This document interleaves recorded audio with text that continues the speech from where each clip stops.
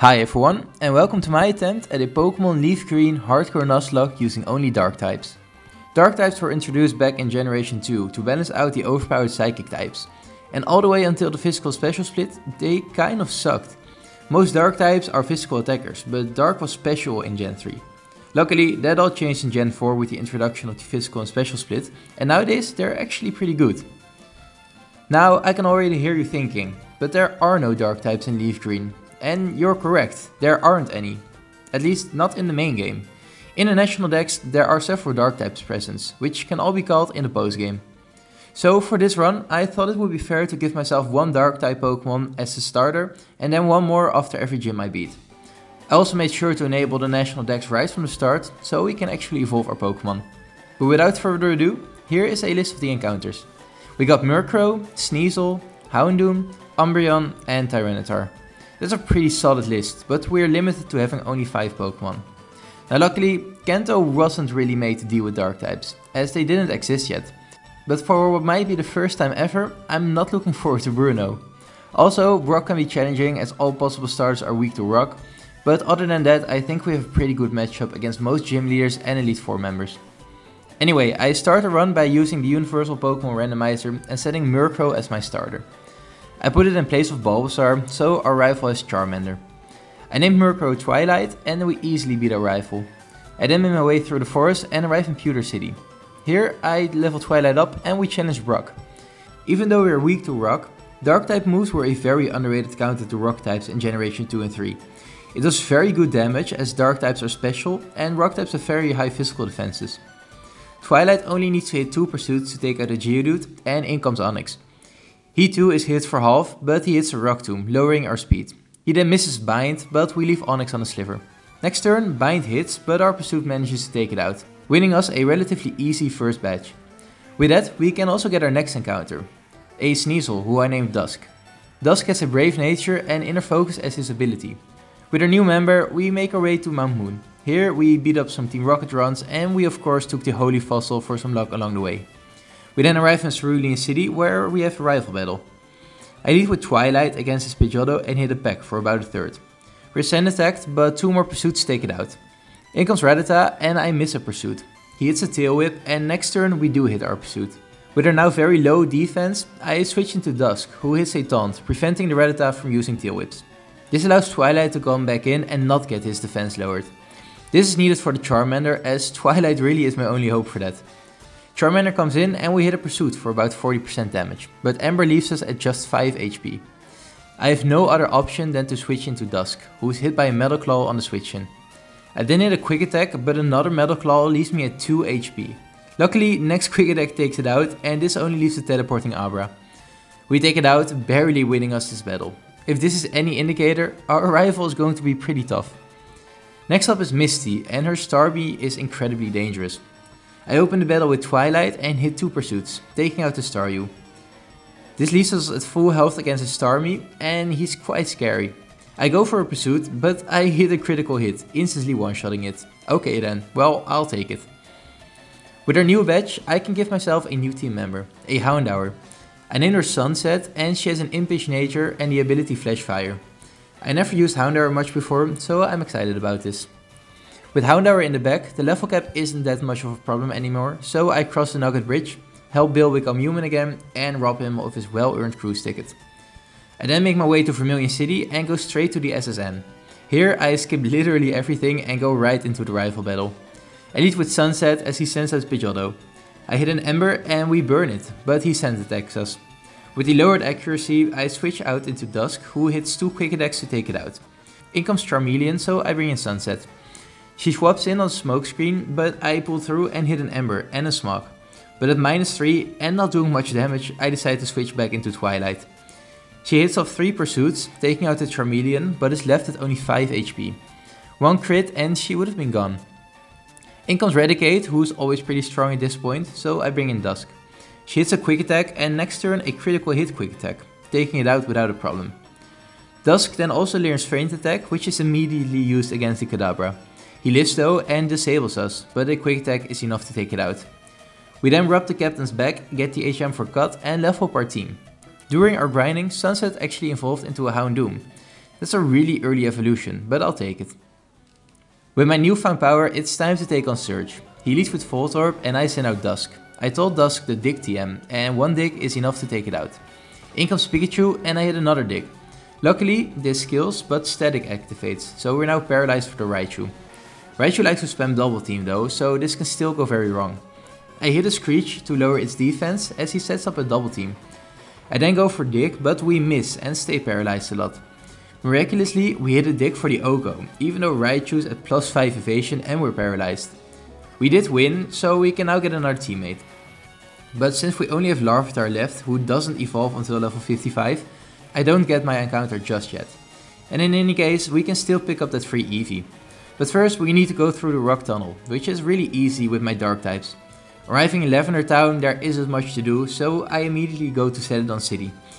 Here I pick up the free Eevee and name him Eventide. Since Leaf Green doesn't have a day-night cycle, I manually evolve him into a Umbreon. I'm really starting to love this team now. Next on the agenda is Erika, but we have a flying type and a fire type, and Erika can easily be swept by either type. She leads off with Victreebel and I send in Twilight. I hit a Peck, but Peck isn't too strong, so it doesn't even do half. Luckily, Victreebel misses his move, so next turn we put it into the red. Victreebel once again misses and he is healed next turn. We hit 2 more Pecks and finally he hits his first Stun Spore. We get paralyzed twice in a row and cannot take another acid, so I bring in Sunset. An Ember takes it out and in comes Tangela. He too goes down to a single Ember and last up is Vileplume. I hit another Ember which burns as Vileplume paralyzes us. Next Ember takes it out, winning us this badge. It wasn't the easy sweep I thought it would be, but the battle was still really easy as is. But now it's time for a first confrontation with Team Rocket. These grunts are easy, but I'm not sure what to expect of Giovanni. I lead with Dusk as he sends out Onix. I go for a dig, but it does very little damage. We're hit by a rock throw, so I bring in Eventide. 3 pursuits later and the Onix is down. In comes Rhyhorn and he too takes 3 pursuits to take out. Last up is Kangaskhan and he hits a fake out.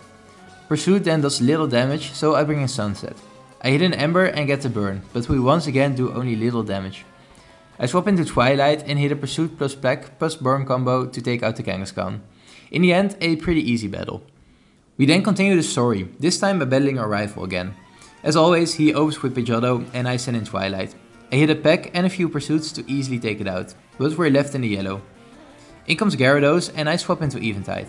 I send attack it for good measure and then start spamming Pursuits and Quick Attacks. We don't do much damage though, so I hit another send attack. After some move spamming, Gyarados went down, but we're running really low on health. In comes Execute and I bring in Dusk. Execute sets up a Reflect, but a Feint attack one-shots it. Charmeleon comes in, so I swap into Sunset. We're hit by Ember, but have Flash Fire, so we're now boosted. I then hit 3 Embers to take it out, but we are also smokescreened a lot, so against Kadabra, I play it safe and switch into Dusk. He hits a Feint attack for the Oko, winning us this battle. We then head up the tower, where we need to fight the Marowak. Now, in previous runs, this Marowak has been pretty scary, but this time we managed to take it out without any casualties. After beating Marowak, we also completely destroy all the Team Rocket grunts at the top of the tower and save Mr. Fuji. He rewards us with the Poke Flute, so we can now wake up Snorlax. I wake the Snorlax up and try to fight it, but after some time he just keeps healing himself at rest while we do only very little damage, so I just run away. With the Snorlax out of the way, we can make our way to Fuchsia City.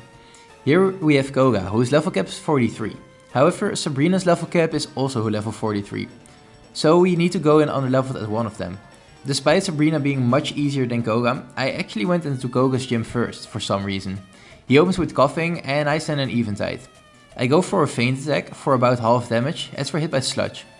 Next Feint attack takes it out and in comes Muk.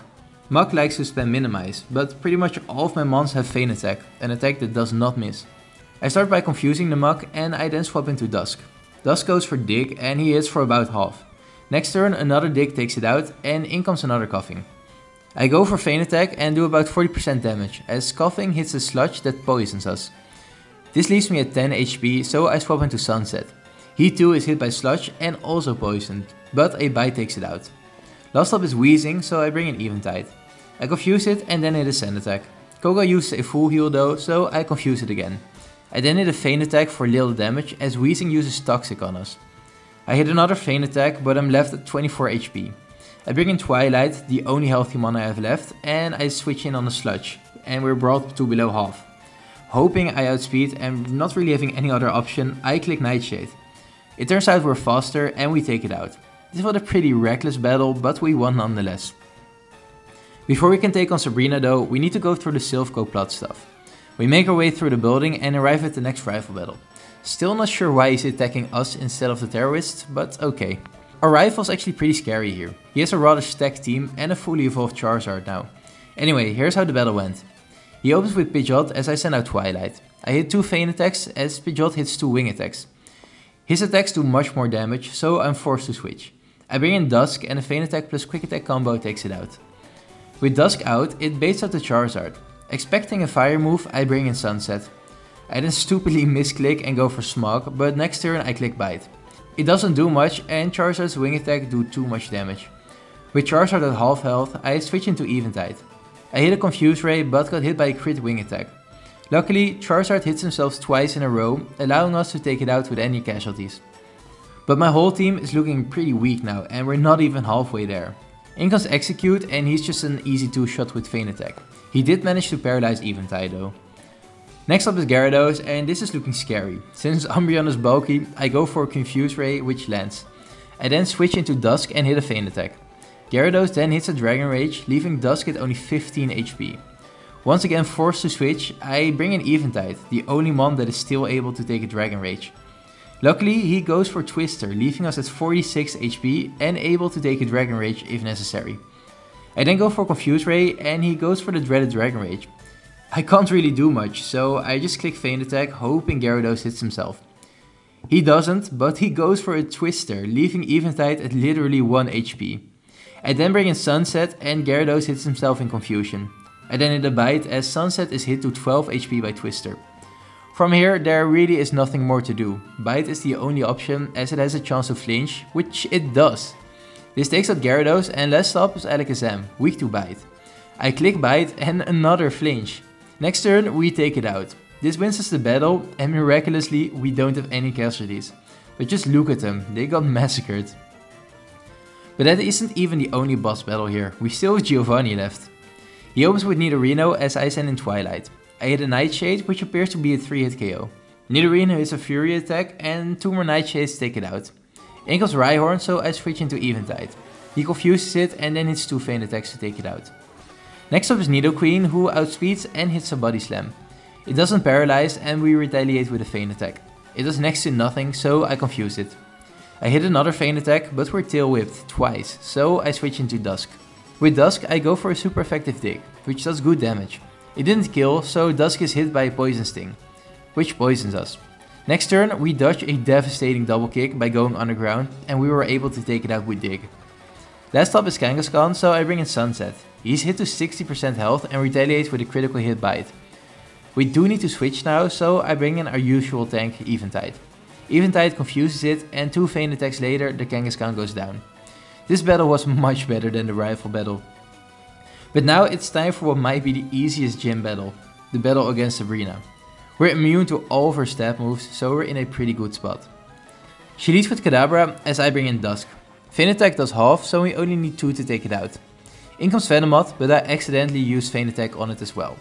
He hits us with a pretty strong Leech Life, so I swap into Sunset. A Bite and Ember combination takes it out and in comes Mr. Mime. He just goes down to a single bite and the Alakazam takes 2 bites to go down. As I expected, a really easy gym battle. We then head to the Safari Zone to get the Surf TM and make our way to Cinnabar Island. Being the irresponsible gym leader he is, Blaine forgot his keys in his weird mansion and we need to retrieve it. We find it and make sure to make Blaine pay for the small detour. Against Blaine I lead with Dusk. Dusk is an ice type, so he would surely bait a fire move. With that, I immediately switch into my Flash Fire Houndoom, so he gets a boost. I then hit a Bite for 90% damage, putting the Growlithe in the healing range. Blaine heals and we hit another Bite. A crit this time, OHKOing it. Next up is Ponyta, who is also hit for about 80% damage. He goes for Bounce, but doesn't do too much damage. Ponyta is also healed, but 2 more bites take it out. In comes Rapidash, and the first bite flinches. The second bite flinches as well, and the third takes it out. Lastly is Arcanine, and the bite does about a quarter. He hits a takedown, putting Sunset in the killing range. So I swap into Eventide and confuse it. Arcanine hits a mean Fire Blast, but we can take another. I hit a Feint Attack as Blaine heals the Confusion, but one more Feint Attack and Quick Attack take it out. We're left at only 15 HP, but we won our 7th badge. Outside the gym, we're picked up by Bill, who takes us to the Sevii Islands. In the post-game section, the Sevii Islands actually house all of our current encounters. But in the main storyline, we're limited to just the first 3 islands. We do some minor plot stuff here and rescue the little girl. We then make our way back to the mainland. We don't have much more to do here other than to beat Giovanni, the 8th and final gym leader. So we lead the battle with Dusk against his Rhyhorn. One Icy Wind proves to be enough and in comes Nidoqueen. Nidoqueens are quite tanky, so I swap into Twilight. She has Nightshade, which does a fixed amount of damage. Nidoqueen does hit a Body Slam, paralyzing us, but we did about a third damage. Next turn we hit another, but 2 more Nightshades take care of the Nidoqueen. In comes Rhyhorn, and since I'm running low on health, I swap into our bulky Eventide. He hits a Confuse Ray and then swaps right out for Dusk. An Icy Wind leaves the Rhyhorn on what must be a 1 HP as he snaps out of confusion. Luckily he just goes for Scary Face, but next turn Rhyhorn is healed to full. We hit another Icy Wind for massive damage, but next turn the Rhyhorn is once again healed up. So we just hit another and then just one more to take it out. In comes Nidoking and I decide to stay in.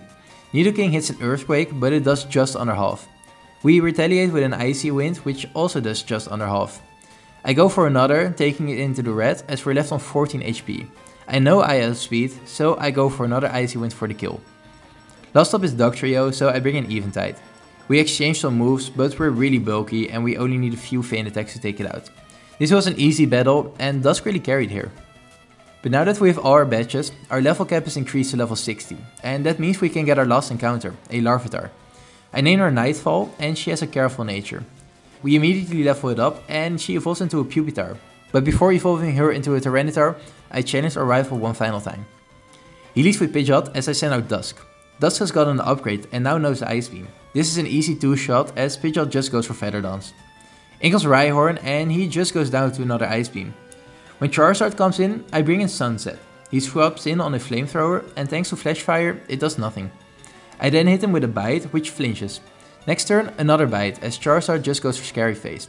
One more critical hit Bite proves to be enough to take it out, and in comes Gyarados. I switch into Eventide, who is hit by a Stab Hydro Pump. Once again, Eventide shows why he's such a reliable switch in, as it does next to nothing. I confuse the Gyarados and then hit a bunch of Feint Attacks. We needed 4 Feint Attacks, but luckily, during those 4 turns, Gyarados hits himself twice and used Rain Dance, so he only got off 1 move.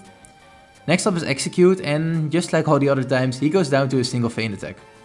Lastly is Alakazam, who goes for Calm Mind. Our Feint Attack does about a third, and next turn it's actually disabled.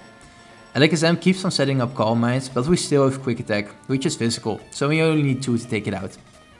After that, I make my way through Victory Road and train up the whole team to level 60 to match Lance's Dragonite. This also means that Nightfall evolved into a mighty Tyranitar. We had to wait a long time for her, but she'll be well worth the wait. Now for the Elite Four. First up is Lorelei, and she's actually somewhat scary. She leads with Dewgong as I send out Nightfall. She's about to see her first action in battle and starts it off with a Rock Slide, which one-shots. In comes Cloyster and I hit a Crunch to take it into the red. Cloyster sets up Heal and is healed next turn. We hit another Crunch and this time it one-shots. Next up is Slowbro, and since the heal is up, I switch into Dusk. Dusk is hit for about 40% by Surf, so we can only get off 1 Feint Attack before we need to switch. However, I noticed we can actually kill from here, so I click Feint Attack and we got a crit, so we'll never know for sure. Next up is Lapras, the main threat. I bring in Eventide and Toxicit. Lapras confuses us, so we confuse it right back. Yeah, I kind of went for a toxic stalling moveset on Eventide. We exchange a bunch of moves, and when we get low in health, we just heal with Moonlight. Eventually, Lapras almost went down, but got healed to full, so we repeat the cycle. Toxicit, confuse it, hit some Feint Attacks and heal when we get low in health. This eventually took it out, leaving only the Jinx. Eventide hits a Feint Attack for just under half, but is put to sleep. So I bring in Sunset, who is hit by an Ice Punch, which luckily doesn't freeze. One Flamethrower then takes it out, winning us our first Elite Four battle. Next up is Bruno, the only real threat we have to face in this entire run. His Machamp can pretty much one-shot most of my team, and the Hitmons can two-shot pretty much all of them as well. So I opt for a risky but effective strategy: Double Team. I lead the battle with Dusk against his Onix. Dusk hits an Ice Beam, which kills in one shot. For some reason, Bruno sends in another Onix, even though we're quad weak to fighting moves. I go for a dig and then another. Luckily Onyx sucks, so his Iron Tails don't do much damage to us. 2 digs put Onyx into the red, and knowing he'll be healed up, I can safely switch into Twilight. And now it's time for double teams. We're hit by a double edge, but once again Onyx sucks. We set up all the way to +6 and we're only hit twice, leaving us at just under half HP. 2 Vayne attacks then take out the Onyx and in comes Hitmonchan. I go for a fly which one-shots. Machamp then comes in and our saving grace is that he doesn't have no guard, so the double teams actually work here. We hit a fly which leaves him alive. Luckily he misses his move, so the next fly can take it out. Lastly is Hitmonlee and he too goes down to a single fly. This could have gone extremely wrong, but luckily our double team strategy worked. Next up is Agatha and she might be the easiest of all Elite Four members. She leads with Gengar and I send in Nightfall. Gengar goes for double team, but we OHKO it with Crunch. In comes Arbok, who manages to live an Earthquake. Even though he's healed, Nightfall hits a crit next turn, taking it out. In comes Haunter, who just goes down to a single Crunch, and Golbat, who goes down to a single Rock Slide. Lastly is another Gengar, who also easily goes down after some crunches. This was an easy battle, but it's only the calm before the storm. For our last Elite Four battle, we need to take down Lance and his team of Dragon and Flying Pokemon. He opens with Gyarados and we send out Dusk. We hit a Slash, but it does pitiful damage. Gyarados hits a Dragon Rage, which also isn't that bad. Next turn I bring in Eventide and confuse the Gyarados. I then also Toxic it and spam some Vayne attacks. Combined with the toxic damage, Gyarados goes down and in comes Aerodactyl. I send in Nightfall and hit a powerful Rock Slide for the OHKO. Lance sends in Dragonair and we hit another Rock Slide, taking it into the red. The Sandstorm damage barely misses the kill, so next turn Dragonair is healed. We then hit a Crunch for half damage and next turn another Crunch to take it out. In comes another Dragonair and he gets the same treatment. 2 Crunches take it out, but we're left paralyzed this time. Last up is Dragonite and we hit a powerful Rock Slide. It leaves Dragonite in the red, but his Outrage does too much damage, so we need to switch.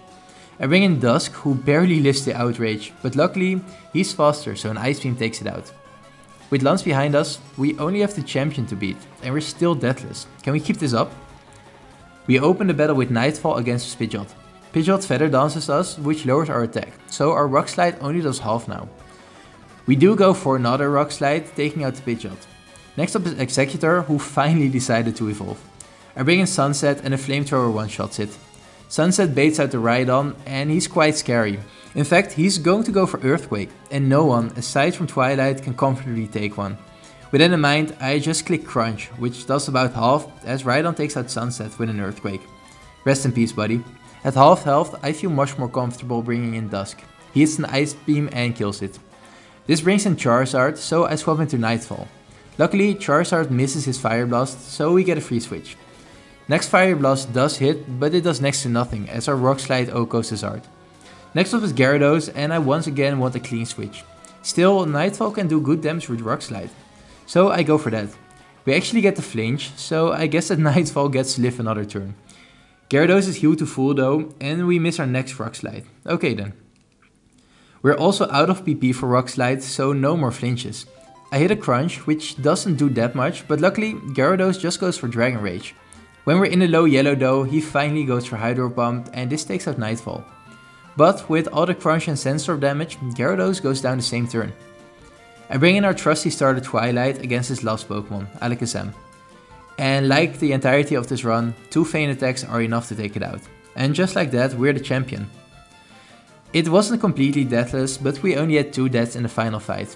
I'm happy with that. This was an extremely fun run. I got to use those Pokemon that you never use during the main game of Leaf Green, and it was so much fun. The team was kind of strong, especially since Kanto really isn't built to deal with dark types. But still, there were some challenges along the way. Murkrow and Sneasel pleasantly surprised me throughout the entirety of the run. I always thought they were kind of weak, but they definitely pulled their weight. Umbreon was of course amazing, and Houndoom was great as well. Of course, Tyranitar was incredible for the time he was a part of the team. Anyway, this run was a bit different, as you got to use otherwise unavailable Pokemon. But I had a lot of fun. I hope you enjoyed it as well, and I hope to see you in the next one.